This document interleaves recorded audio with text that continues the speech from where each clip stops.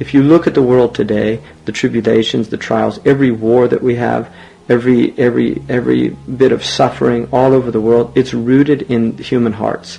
The reason that people aggress against other people is out of diseases of the heart, covetousness, desire, the desire to conquer, the desire to exploit other people, the desire to steal their natural resources. All of these things are from diseases of the heart. A diseased heart cannot do that. Every murderer, every rapist, every idolater, every foul person, every cruel person, every person that shows any act of cruelty, all of this is emanating from diseased hearts. If the hearts were sound, none of these actions would be a reality. And therefore, if we want to change our world, we don't change the world by attempting to rectify the outward. We change the world by rectifying the inward, because the inward precedes the outward.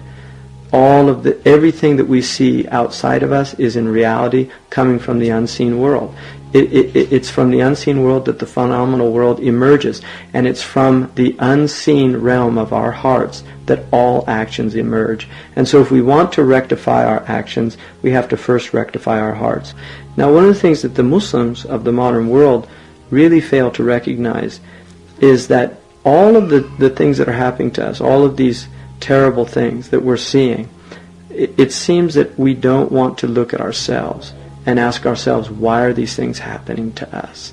And if we ask that in all sincerity, the answer will come back in no uncertain terms that this is all from our own selves, that we have brought all of this upon ourselves. And this is the only empowering position that we can take, and this is why this is the Quranic position. Allah subhanahu wa ta'ala says quite clearly that He makes the oppressors, some of them, He puts over others. In other words, Allah subhanahu wa ta'ala says in the Quran that some of the oppressors, we put them over other oppressors because of what their hands were earning. And what that verse is telling us is that, according to Fakhruddin al-Razi, radiallahu anhu, he says that this means that whenever there's oppression in the earth, it's a result of other people's oppression.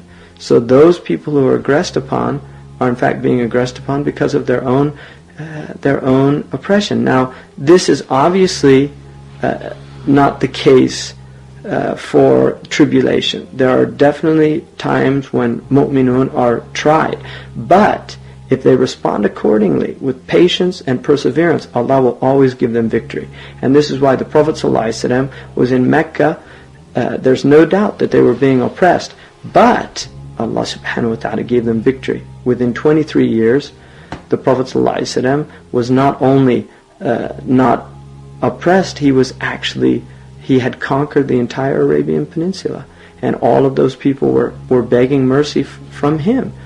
Even though they deserved to be recompensed with punishment, the Prophet ﷺ forgave them. And this is the difference between somebody who's purified, whose heart is pure, and somebody whose heart is impure. The impure people oppress, and the pure people not only forgive their oppressors, but they actually conquer them by the power of Allah subhanahu wa ta'ala, and then they elevate them. They actually elevate them to a state. And this is what Muslims have to recognize, that we have to purify ourselves.